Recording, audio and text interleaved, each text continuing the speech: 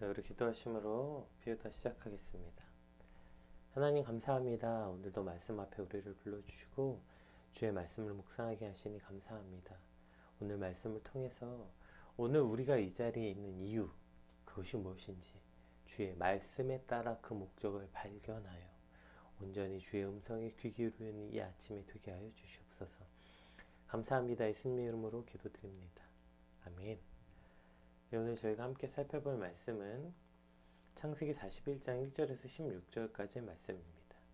만 2년 후에 바로가 꿈을 꾼즉 자기가 나일 강가에 서 있는데 보니 아름답고 살찐 7 암소가 강가에서 올라와 갈밭에서 뜯어먹고 그 뒤에 또 흉하고 파리한 다른 7 암소가 나일 강가에서 올라와 그 소와 함께 나일 강가에 서 있더니 그 흉하고 파리한 소가 그 아름답고 살찐 7 소를 먹은지라 바로가 곧 깨었다가 다시 잠들어 꿈을 꾸니 한 줄기에 무성하고 충실한 7 이삭이 나오고 그 후에 또 가늘고 동풍에 마른 7 이삭이 나오더라. 그 가는 7 이삭이 무성하고 충실한 7 이삭을 삼킨지라 바로가 깬즉 꿈이라. 아침에 그의 마음이 번민하여 사람을 보내어 애굽의 점술가와 현인들을 모두 불러 그들에게 그의 꿈을 말하였으나 그것을 바로에게 해석하는 자가 없더라. 네, 여기까지 읽어볼게요. 술 맡은 관원장이 바로에게 말하여 이르되 내가 오늘 내 죄를 기억하나이다. 바로께서 종들에게 놓아사 나와 떡 굽는 관원장들을 친위 대장의 집에 가두셨을 때에 나와 그가 하룻밤에 꿈을 꾼즉 각기 뜻이 있는 꿈이라. 그곳에 친위 대장의 종된 히브리 청년이 우리와 함께 있기로 우리가 그에게 말하매 그가 우리의 꿈을 풀되 그 꿈대로 각 사람에게 해석하더니 그 해석한 대로 되어 나는 복직되고 그는 매달렸나이다. 이에 바로가 사람을 보내어 요셉을 부르매 그들이 급히 그를 옥에서 내놓은지라. 요셉이 곧 수염을 깎고 그의 옷을 갈아입고 바로에게 들어가니 바로가 요셉에게 이르되 내가 한 꿈을 꾸었으나 그것을 해석하는 자가 없더니 들은즉 너는 꿈을 들으면 능히 푼다 하더라.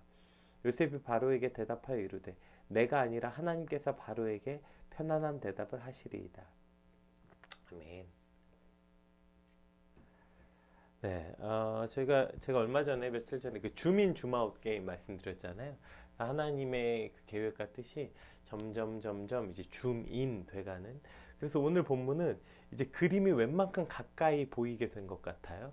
왜냐하면 하나님이 드디어 요셉과 바로를 만나게 하시는, 요셉을 바로 앞에 세우시는 장면이 오늘 본문에 드러나죠. 또 요셉 이야기의 모티브가 되는 그 꿈에 대한 이야기로 오늘 요셉이 바로 앞에 등장하게 됩니다. 이제 점점 하나님의 뜻이 어딜 향해 가고 있는지 더 줌인 돼서 보여지는 것 같아요. 네, 우리 1절에서 8절 한번 같이 다시 읽어볼게요. 만 2년 후에 바로가 꿈을 꾼즉 자기가 나일 강가에 서 있는데 보니 아름답고 살찐 7 암소가 강가에서 올라와 갈밭에서 뜯어먹고 그 뒤에 또 흉하고 파리한 다른 7 암소가 나일 강가에서 올라와 그 소와 함께 나일 강가에 서 있더니 그 흉하고 파리한 소가 그 아름답고 살찐 7 소를 먹은지라. 바로가 곧 깨었다가 다시 잠이 들어 꿈을 꾸니 한 줄기에 무성하고 충실한 7 이삭이 나오고 그 후에 또 가늘고 동풍에 마른 7 이삭이 나오더니 그 가는 7 이삭이 무성하고 충실한 7 이삭을 삼킨지라. 바로가 깬즉 꿈이라. 네, 당시에 이 일이 지금 얼마 후에 있었냐면 만 2년 후에 바로가 이러한 꿈을 꿨다는 거예요. 그러니까 지금 그 술 맡은 관원장이 풀려나고 만 2년이 흘렀다, 이것을 성경은 기록하고 있어요. 그러니까 2년이라는 시간은 굉장히 상대적 시간이지만 감옥 안에서의 2년이라는 세월은 아마 우리가 그냥 상상하는 2년과는 분명히 다른 시간일 거예요. 그 2년은 참 어렵고 힘든 시간이었을 거고, 요셉 입장에서는 뭐 하나 정말 쉽게 되는 게 없어요. 감옥에서의 분위기로 봐서는 술 맡은 관원장이 이제 나가기만 하면 어떻게든 될 것 같은데, 이제 그 술 맡은 관원장이 나가기만 하면 요셉을 복권하기 위해서 뭐라도 했을 것 같은데, 놀랍게도 까먹었어요. 요셉을 잊은 거예요. 예. 물론 이제 나가자마자 분명히 그 술 맡은 관원장도 뭐 이제 복권 되자마자 그가 요셉을 위해서 할 수 있는 일이 많지 않았겠지만, 그러나 그것을 기대하고 있었던 요셉에게는 참 기다린 기나긴 시간이었을 거예요. 어쨌든 요셉 입장에서는 야 이제 좀 뭐가 되나 싶으면 안 되고 되나 싶으면 안 되고 야 뭐 하나 참 쉽게 가는 게 없다 요셉의 인생은 뭐 저렇게 좀 풀리나 싶은데 쉽게 가는 게 없을까 이러한 시간인 것 같아요. 그런데 그렇게 쉽지 않은 순간과 시간들이 요셉에게는 은혜의 시간이었고 그것이 하나님께 더 나아가는 시간 하나님이 요셉을 만들어가는 시간이었음을 보게 됩니다. 그곳은 정치범 수용소였잖아요. 그러니까 가장 최상위 계층의 정치범들이 그곳에 들어왔다고요. 그러니까 생각해 보세요. 게다가 요셉은 그 모든 감옥의 최고의 책임자였어요. 어떤 죄수가 들어왔는지 그 죄수는 무슨 죄목으로 들어왔는지 그 죄수를 돌볼 수도 있고 말할 수도 있고 그리고 이제 본 것처럼 요셉이 아마 술 맡은 관원장과 떡 맡은 관원장들에게만 그렇게 했겠습니까? 그들의 표정 하나를 살피고 무슨 일이 있었냐고 물어봤던 그 요셉은 아마 다른 죄수들에게도 그러한 관심과 사랑을 보였을 거예요. 그럼 그들에 대해서 속속히 알게 되고 어떠한 스토리였는지 충분히 들을 수 있었겠죠. 그러니 얼마나 많은 당대의 당시 정치적 현안들, 왜냐하면 그들이 정치범으로 지금 들어온 거니까 또 바로가 어떤 사람인지 당시에 이 나라는 어떠한 문제들이 있고 어떠한 현안들이 있었겠는지 아마 수많은 이야기들 그곳에서 들었을 거예요. 어쩌면 본의 아니게 요셉은 2년 동안 왕궁에서 돈을 줘도 배울 수 없는 것들을 이 감옥에서 듣고 배우는 시간을 가졌을 거예요. 물론 이때는 이게 뭘 위한 건지 모르겠고 내가 왜 이런 얘기나 듣고 앉아 있어야 되는지 알 수 없었겠지만 요셉은 놀랍게도 감옥에서 나오자마자 애굽의 총리가 되잖아요. 아니 총리가 뭐예요? 바로 그 정치의 핵심, 정치의 정점 아닙니까? 근데 아무것도 모르는 히브리 청년이 바로의 꿈 하나 해석했다고 해서 총리가 돼서 뭘 할 수 있었겠어요? 그가 아무런 준비 없이 그냥 바로 꿈 하나 해석했다고 총리가 딱 돼버린다면 할 수 있는 일이 뭐가 있었겠냐고요. 그러나 이 안에서 요셉은 이러한 수많은 사람들을 만나고 정치적 현안들을 알았기 때문에 저 꿈을 그냥 해석한 정도가 아니라 그 꿈을 해석한 걸 가지고 대안을 마련하는 그러한 어떠한 정치적인 눈을 정치, 경제, 사회 전반에 관한 눈을 뜨게 하는 시간이 아마 여기 그 감옥에서 2년이라는 시간이었을 거예요.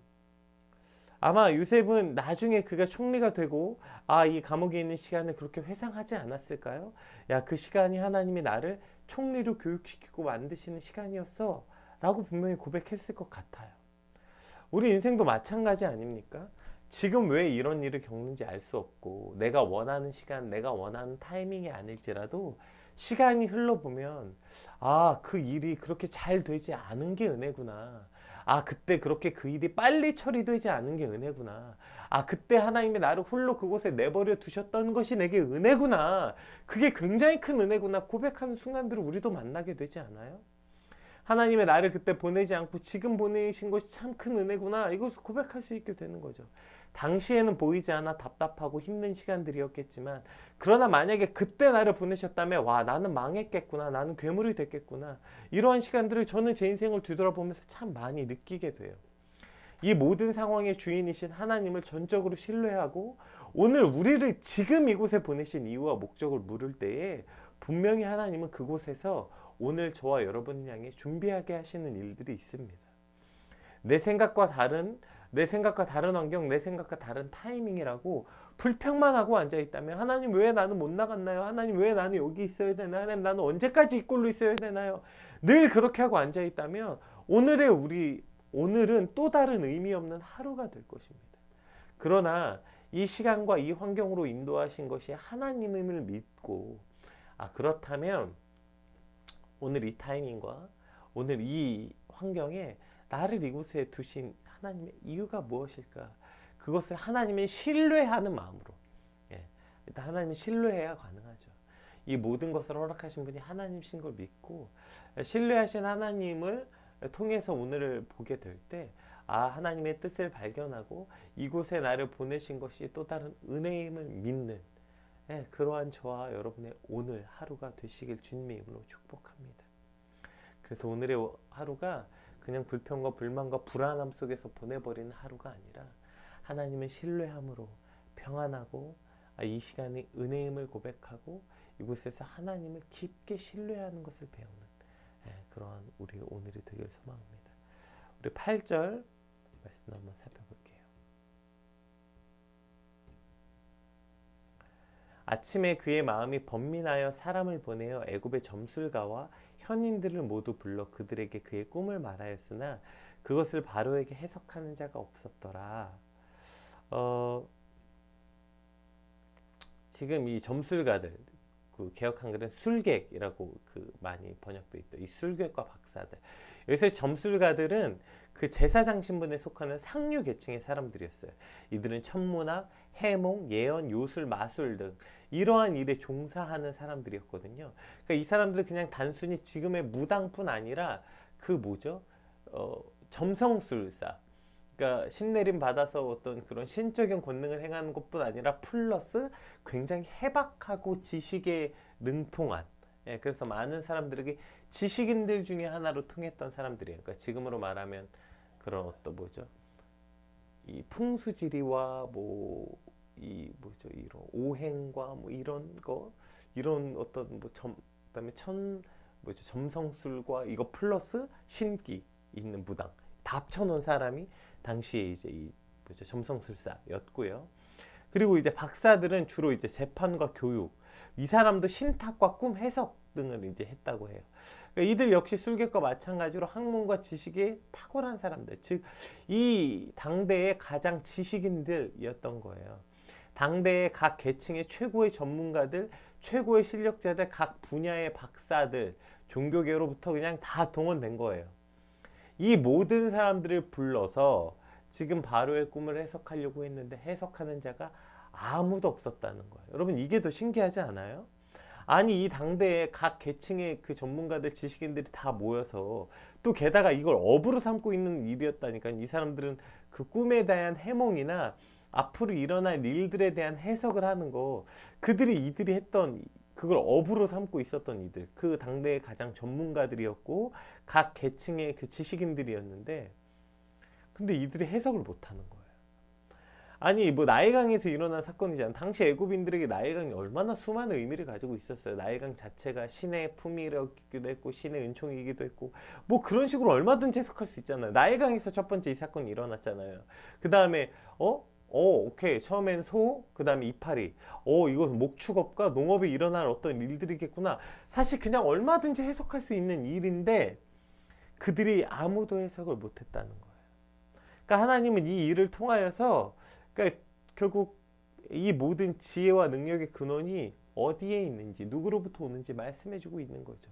생각해 보세요. 이 어마어마한 나라 애굽의 왕과 그 애굽의 각 계층에 있는 최고의 실력자들이 모여서 바로가 꾼 꿈 하나를 해석하지 못하는 거예요. 즉, 하나님이 알려주시지 않고 하나님이 지혜를 주시지 않으면 누구도 할 수 없는 거예요. 자기 능력이 있다고요? 공부 많이 했다고요? 아니요. 그걸로 해결 안 되는 거예요. 하나님이 지혜를 주시지 않는다면 자신이 한 공부와 오늘 바로가 꾼 꿈이 전혀 대입이 안 되는 거예요. 그러니까 무용지물이 되는 거예요. 생각해 보세요. 애굽의 왕이라니까, 바로 그 왕과 그 어마어마한 나라 애굽의 가장 실력 있고 지식 있는 사람들이 다 모여서 바로가 꾼 꿈 하나를 해석 못해서 다들 죽게 생긴 거예요. 바로는 바로 나름대로 근심에 쌓여 죽을 지경이고, 이 불려온 사람도 가장 당대의 능력 있고 실력 있고 똑똑한 이들이었는데 바로의 꿈 하나 해석 못해서 지금 다 죽게 생긴 거예요. 아무리 지혜 있다 한들, 아무리 힘이 있다 한들, 그게 바로라 할지라도 하나님이 막으시면 그냥 아무것도 아닌 거예요. 하나님이 알려주시지 않으면 그냥 답이 없는 거예요. 고린도전서 1장에 그래서 이런 말씀이 있어요. 고린도전서 1장 25절 한번 같이 읽어볼까요? 우리가 너무나도 잘 아는 유명한 말씀이죠. 하나님의 어리석음이 사람보다 지혜롭고 하나님의 약하심이 사람보다 강하니라. 그러니까 저것을 조금 더 풀어내면 하나님의 어리석음이 사람의 가장 지혜로움보다 지혜롭고 하나님의 약하심이 사람의 가장 강함보다도 강하다, 이 말이죠. 이것을 바로가 알았더라면, 하나님의 어리석음이 사람의 그 어떠한 지혜보다 가장 지혜롭구나, 이것을 바로가 알았더라면 온 나라의 술객과 박사들을 부르는 것이 아니라 하나님께 나아갔겠지. 하나님의 이름을 불렀겠죠. 그런데 하나님을 알지 못했던 바로는 자신이 할 수 있는 모든 방법과 방식을 동원한 거예요. 바로는 몰랐거든요. 하나님의 어리석음이 사람보다 지혜로운 줄. 하나님의 약하심이 사람의 강함보다 강한 줄 몰랐기 때문에 자신이 할 수 있는 모든 방법을 다 동원해서 이거 해석해내라고 사람들을 들들 볶은 거죠. 바로가 알았더라면 하나님을 불렀겠죠. 그런데도 놀랍게도 오늘 우리는 어때요? 놀랍게 오늘 우리는 하나님을 알잖아요. 근데 우리는 하나님을 아는데도 바로와 다름없이 살고 있는 거 아니에요? 분명히 우리는 하나님을 아는데, 그런데 정작 물어야 하는 하나님께 묻지 않고, 정작 나아가야 하는 하나님께 나아가지 않고, 오늘 나는 누구에게 나아가고 있나? 오늘 나는 누구에게 묻고 있나? 스스로에게 물어보게 됩니다. 어떠한 문제가 생겼을 때 지금 우리 앞에 생긴 이 문제의 그 모든 지혜의 근원이 하나님께 있고, 하나님의 약함이 어떠한 사람의 강함보다 강하고, 하나님의 그 어리석음이 어떠한 사람의 지혜로움보다 지혜롭다. 이것을 믿는다면 오늘 우리도 모든 문제 앞에 하나님 앞에 나아가야 하는데, 오늘 우리도 마치 하나님을 알지 못하는 바로처럼 내가 할 수 있는 모든 방법과 방식을 총동원해서 들들 볶고 있는 거 아니에요. 안 될 거 되게 해내라고 그냥 이 사람 들들 볶고 저 사람 들들 볶고 그렇게 살고 있는 거 아닙니까? 방법과 방식, 하나님 외에 다른 도울 사람, 여러분 이것이 해결책이 아니에요. 하나님의 어리석음이 사람보다 지혜롭고요. 하나님의 약하심이 사람보다 강해요. 그러니까 오늘 우리가 할 일은 하나님께 나아가는 것입니다. 오늘 우리가 할 수 있는 최고의 방식과 방법은 하나님께 나아가는 거예요. 술객들과 저 점성술사들과 저 박사들, 그들이 얼마나 많이 공부 많이 한 사람들입니까? 그들이 얼마나 실력 있는 사람들이에요. 그런데 여러분, 지금 저와 여러분이 겪고 있는 이 문제는요, 실력과 지혜가 필요한 게 아니고요, 하나님이 필요한 것입니다. 아멘. 왜냐하면 이제 맨 뒤에 오늘 결론으로 등장하게 될 텐데요. 왜냐하면 하나님의 불성실함이 나의 어떠한 성실함보다 훨씬 낫기 때문이에요. 내가 했던 노력, 내가 했던 수고, 그것이 때로 물거품처럼 보일지라도 걱정 마세요. 하나님의 불성실함이 나의 성실함보다 훨씬 성실하다니까요. 네, 이것을 믿읍시다. 그래서 오늘 우리가 해야 될 건 사람을 믿는 것도 아니고 내가 한 노력을 믿는 것도 아니고요. 오직 하나님만 신뢰하고 하나님만 믿고 나아가길 원하시는 것, 그것이 오늘 저와 여러분을 이 바로 앞에 이끌어 가신 하나님의 목적이라는 것입니다. 오늘 하나님 온전히 하나님께 나아가게 하여 주시옵소서. 술객과 박사들 그거 의지하지 않고 뭐 내가 한 노력 아니고요.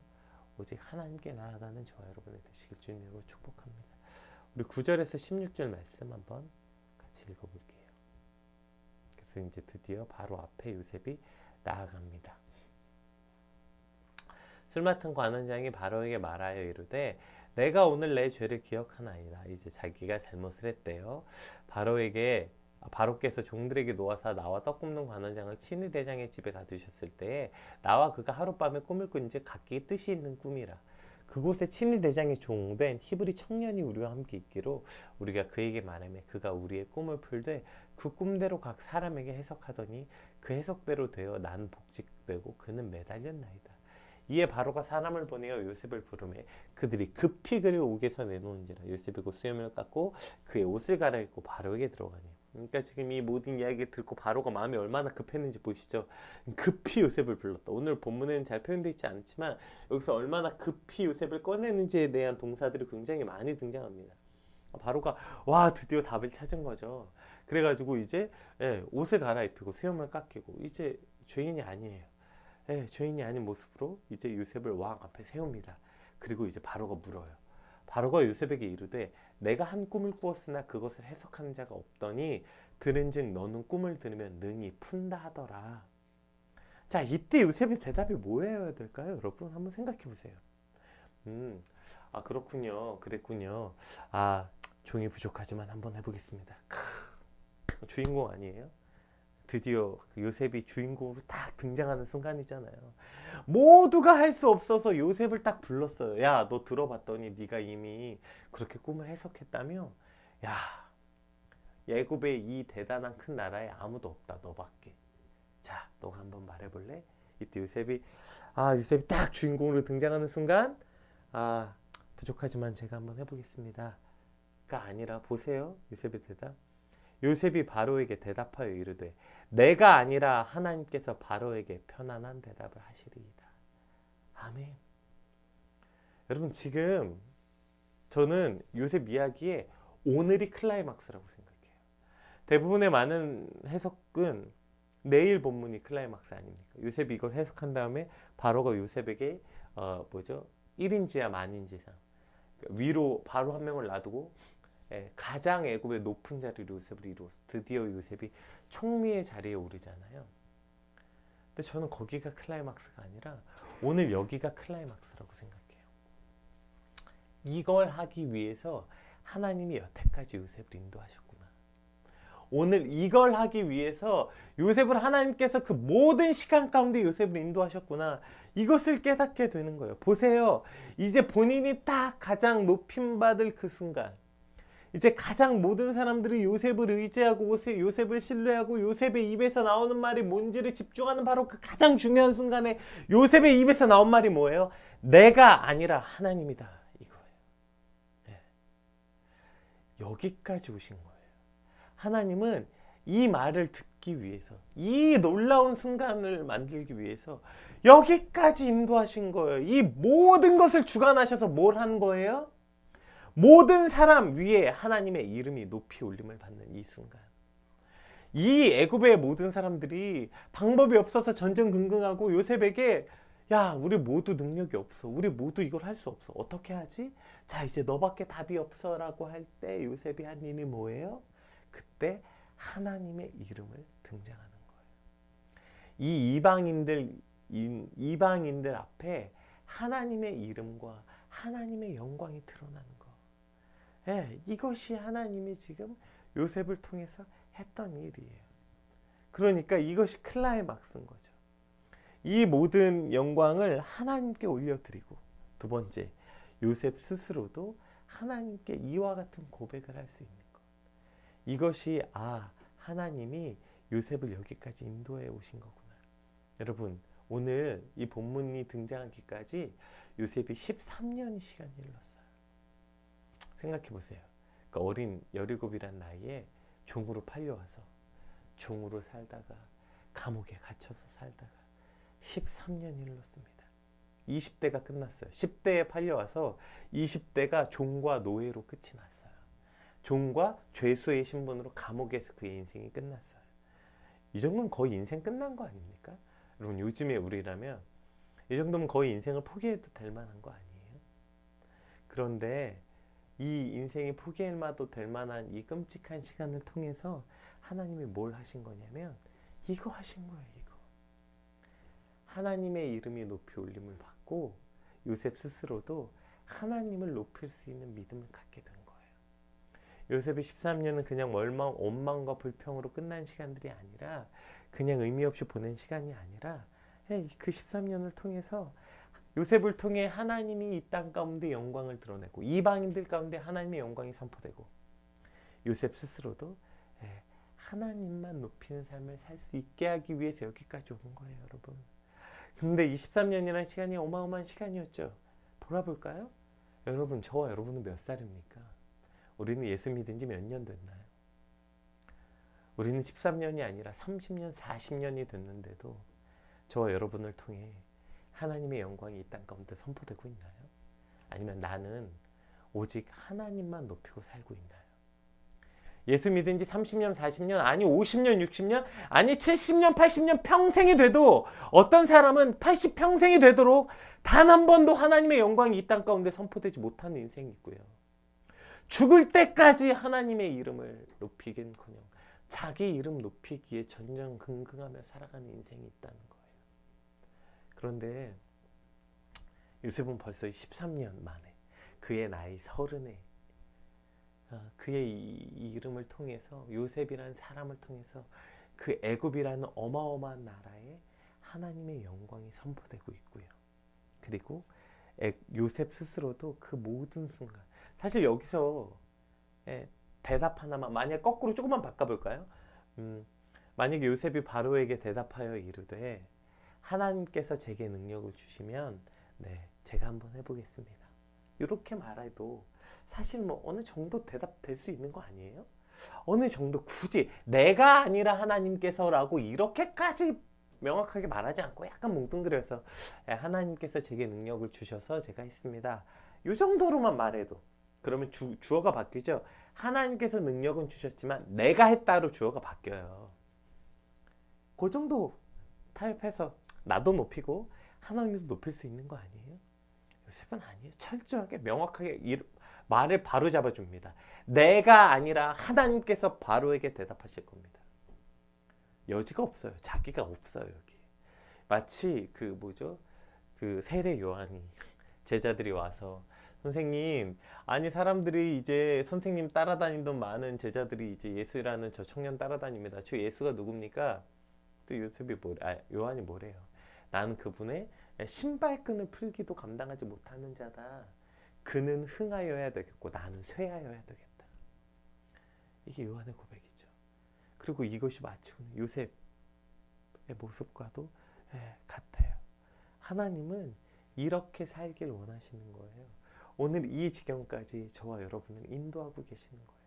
광야를 지나며라는 찬양 맨 끝에 막 주님만 내 도움이 되시고 다 해가지고 막 폭풍같이 노래가 몰아쳐요. 근데 저는 이 노래에 가장 좋아하는 부분이 여기에요. 그 광야에서 막 노래도 그렇게 몰아치잖아요. 엄청 높잖아요. 주님 손 놓고는 단 하루도 살 수 없는 곳 광야, 주께서 나를 사용하시려 막 몰아치고 탁 죽고 뭐라고 끝나요? 내 자가 산산이 깨지고 높아지려 했던 내 꿈도 주님 앞에 내려놓고, 그 모든 순간 통해서 이렇게 되는 거예요. 내가 높아지려 했던 그 모든 것이 없어지고 오직 주님 뜻만 이루어지기를, 오직 주님의 뜻만 이루어지기를 소망하는 것. 그 모든 광야의 13년의 세월을 통해서 요셉은 그렇게 된 거예요. 요셉을 통해 하나님의 영광만 그 땅 가운데 선포되고 나 말고 하나님이 높임을 받은 것. 이것이 요셉의 꿈이 된 거예요. 오늘 저와 여러분의 꿈이 바로 여기 있어야 된다는 거예요. 오늘 내가 이 자리에 있는 이유는 여기 있는 거예요, 여러분. 나 높아지라고 있는 거 아니고요. 여기서 어디 트로피 받으면서 하나님께 먼저 영광을 돌리고요. 아니요. 하나님께 먼저 영광을 돌리는 게 아니라 하나님께만 돌리는 거예요. 왜 아까 요셉이 그 모든 순간 왜 하나님의 어리석으면 사람의 지혜롭고 사람의 약함보다 하나님의 약하심이 사람보다 강합니까? 그래서 여기서 가서 이것만 하는 거예요. 그 모든 시간이 끝나고 하나님만 높임을 받는 거예요. 하나님이 도와주셨지만 나도 노력했어요. 하나님이 도와주셨지만 저도 이런 수고를 했어요. 하나님이 도와주셨지만 이것도 했어요. 이딴 말 아니고요.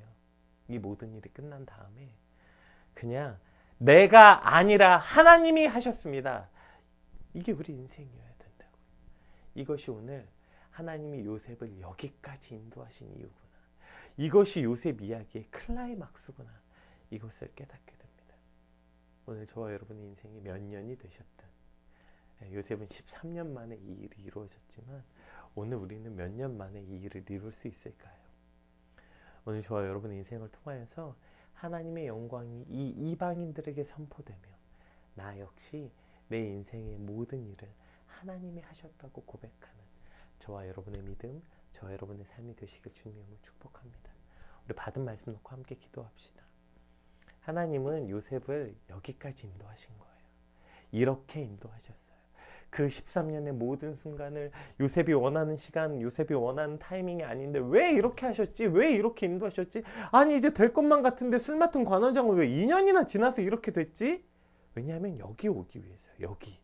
하나님이 요셉을 여기로 이끌기 위해서요. 그래서 그 모든 지혜자들이 한마디도 꿈을 해석하지 못할 때, 그 모든 집중이 요셉의 입에 딱 집중될 때 그 입에서 하나님의 이름이 나오게 하기 위해서요. 주님, 오늘 나의 하루가, 우리 인생의 목적이 그 모든 사람들이 나에게 집중해서 내 입술의 한마디를 발견하게 하는 그 자리에서 하나님의 입을 선포하는, 오직 하나님의 이름만을 선포하는 주님, 그런 나의 인생이 되게 하여 주시옵소서.